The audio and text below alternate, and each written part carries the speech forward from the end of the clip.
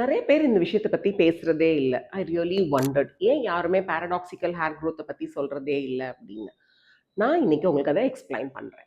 Paradoxical hair growth அப்படின்னா, நீங்க ஒரு சரியான இடத்த உங்க லேசர் ஹேர் ரிடக்ஷனுக்கு சூஸ் பண்ணலன்னு வச்சுக்கோங்களேன். என்ன ஆகும்னா, சப்போஸ் அவங்க சரியான பவரோ, சரியான வேவ் லென்த்தோ, சரியான ஃப்ரீக்வன்சியோ உங்களுக்கு செஷன்ஸ் குடுக்கலன்னா, உங்களுக்கு அந்த லேசரால தேவையற்ற இடத்துல முடி வளர்ச்சி தூண்டப்படும்.